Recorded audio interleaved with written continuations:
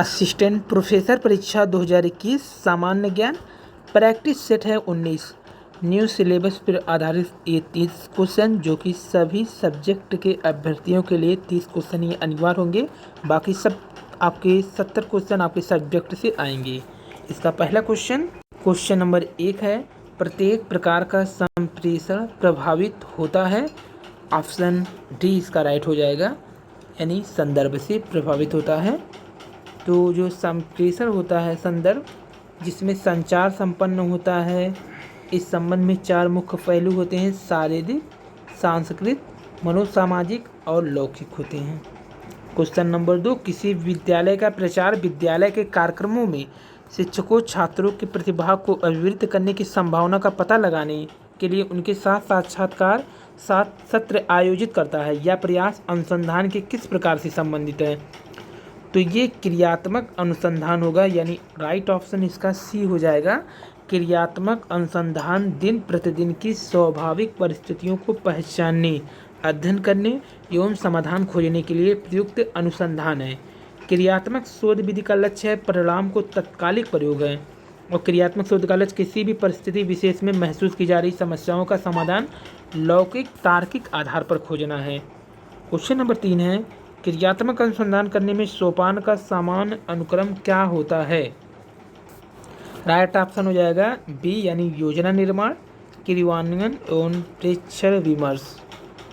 तो इसका right option हो जाएगा बी, क्रियात्मक अनुसंधान समस्याओं के त्वरित समाधान हेतु प्रयुक्त अनुसंधान विधि है, यह त्वरित समाधान करता है। और इसके जो अनुक्रम है, पहले इसका योजना का निर्माण होगा, फिर इसका क्रियान्वयन होगा, फिर प्रेक्षण किया जाएगा, तब विमर्श किया जाएगा। ये इसके क्रम है, यानी योजना निर्माण, क्रियान्वयन और प्रेक्षण। क्वेश्चन नंबर 4 है, कक्षा संप्रेषण किसका आधार है? तो जो कक्षा संप्रेषण है वो सामाजिक पहचान का आधार है। कक्षा संप्रेषण हेतु पाठ्यक्रम का निर्माण समाज के अनुरूप ही किया जाता है, जिसके कारण संप्रेषण हेतु भी सामाजिक पहचान उपागम बनी रहे या बनकर उभरती है। क्वेश्चन नंबर 5, एक वितरित संचार में एनकोडर डिकोडर हो जाता है जब वहाँ हो, तो डी यानी फीडबैक हो, तो जो एनकोडर होता है वो डिकोडर हो जाता है। एक वृत्तिक संचार में एनकोडर डिकोडर तभी होता है जब फीडबैक प्राप्त होता है। क्वेश्चन नंबर 6 है, निम्नलिखित में किस क्षेत्र में संचार के टेलीफोन मॉडल का सर्वप्रथम विकास हुआ है? तो संचार के टेलीफोन मॉडल का सर्वप्रथम जो विकास हुआ है वो सूचना सिद्धांत के तहत। सूचना सिद्धांत क्षेत्र में संचार के टेलीफोन मॉडल का सर्वप्रथम विकास हुआ। टेलीफोन मॉडल सर्वप्रथम जो है 1949 में सैनन और बीवर द्वारा विकसित किया गया। सैनन और बीवर द्वारा विकसित किया गया, जो मूलतः टेलीफोन संदेश संप्रेषण की प्रक्रिया पर आधारित था।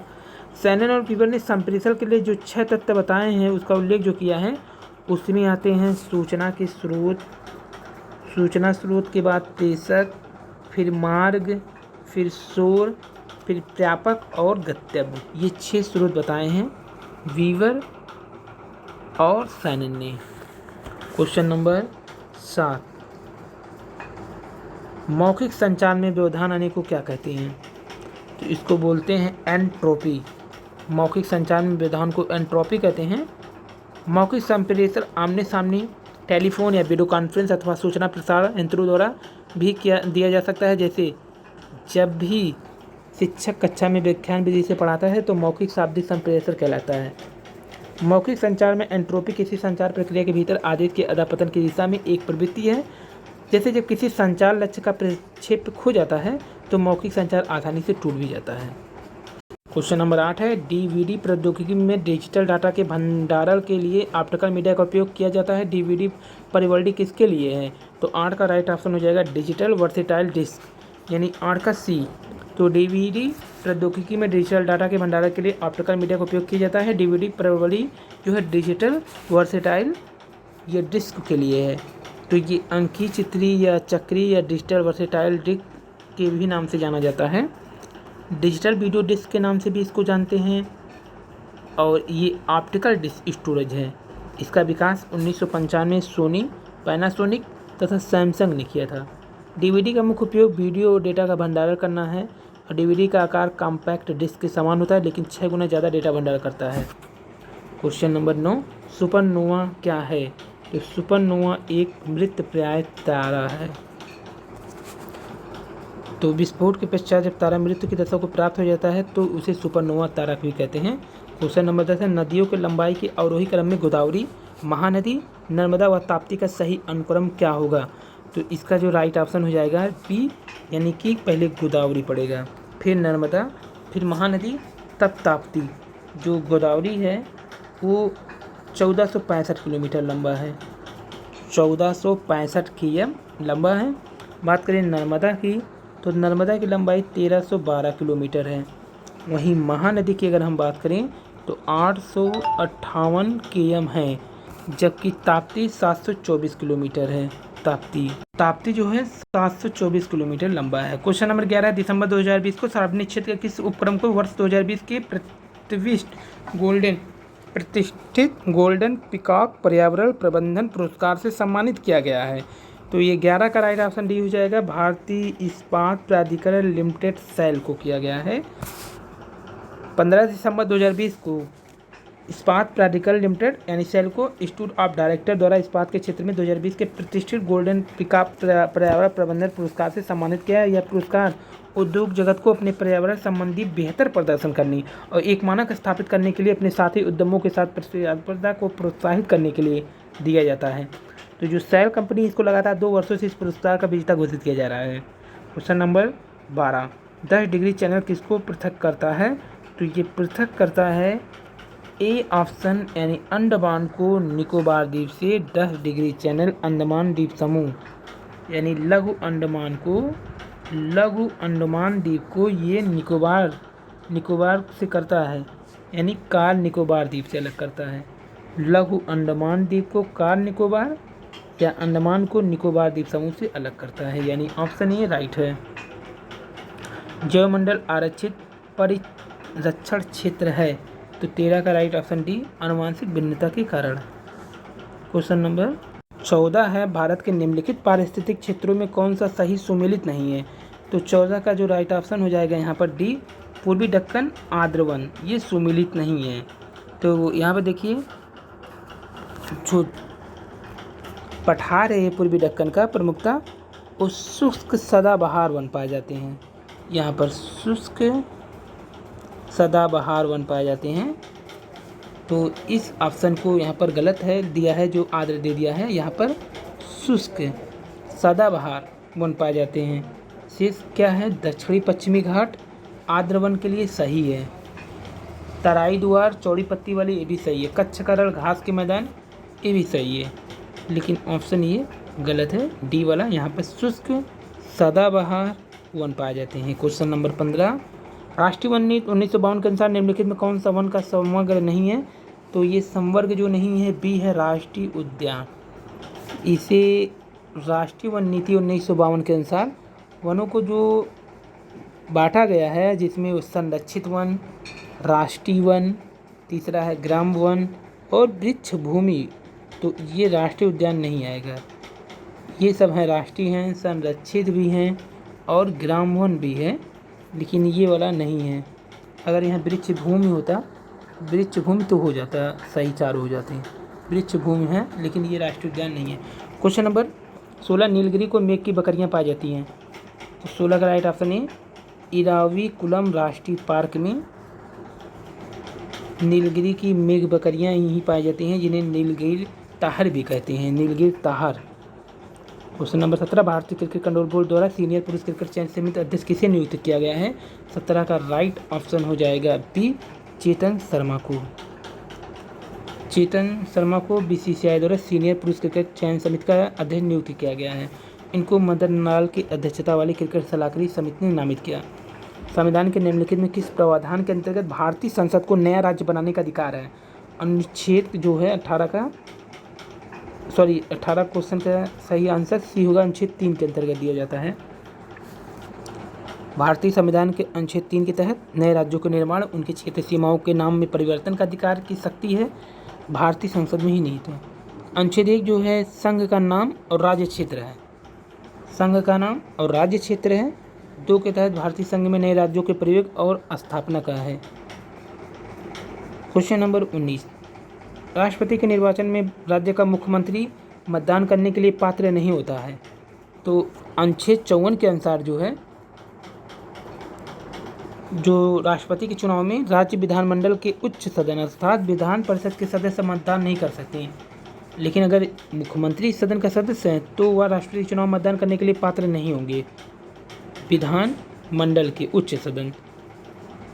लेकिन अगर ये चुने गए मुख्यमंत्री होते तो करते। तो ये ऑप्शन क्या है यहाँ पर हो जाएगा 19 का सी, वह राज्य विधानमंडल में उच्च सदन के सदस्य हों। यानी अगर विधानमंडल के ना होकर विधानसभा को होते जो चुनाव होते हैं, इसमें ये तो उच्च सदन है, एक निम्न सदन होता है जो जनता द्वारा चुना जाता है, तो वो मतदान कर सकते हैं, क्योंकि इनके सदस्यों को विधानमंडलों के सदस्य को अधिकार नहीं होता राष्ट्रपति में जो है वोट करने का। देखिए अगर यही नीचे वाला ऑप्शन वो राज्य विधानमंडल में निम्न सदन के होते हैं तो कर सकते थे। क्वेश्चन नंबर 20, निम्न में किस एक की अध्यक्षता ऐसे के द्वारा होती है जो उसका सदस्य नहीं होता। तो 20 का सी है राज्यसभा, क्योंकि यहाँ पर उपराष्ट्रपति ही होते हैं, तो राज्यसभा की अध्यक्षता उपराष्ट्रपति द्वारा होती है, वो सदस्य नहीं होते उसके। भारत के सांस्कृतिक इतिहास के संदर्भ में पंचायतन शब्द किसे निर्दिष्ट करता है। तो सी ऑप्शन मंदिर रचना शैली को निर्मित करता है। डॉक्टर बद्रीनाथ कपूर द्वारा रचित बृहत प्रमाणिक हिंदी कोश के मूल संपादक आचार्य रामचंद्र के अनुसार पंचायतन एक पुल्लिंग शब्द है जो किसी देवता और उसके साथ के 4 देवताओं की मूर्तियों के समूह के लिए प्रयुक्त होता है, जैसे शिव पंचायतन, राम पंचायतन। बद्रीनाथ मंदिर में 5 मूर्तियां हैं जो बद्री पंचायतन के नाम से जानी जाती है। राजस्थान के ही उदयपुर में स्थित जगदीश मंदिर शिल्पकला की दृष्टि से अनोखा है। यह मंदिर पंचायतन शैली का है। 4 लघु मंदिरों से परिवृत होने के कारण इसे पंचायतन कहा जाता है। तो पंचायतन शब्द मंदिर रचना शैली को निर्दिष्ट करता है, मंदिर रचना शैली को ही निर्दिष्ट करता है पंचायतन शब्द।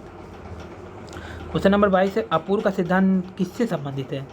तो 22 का राइट ऑप्शन डी मीमांसा से संबंधित है।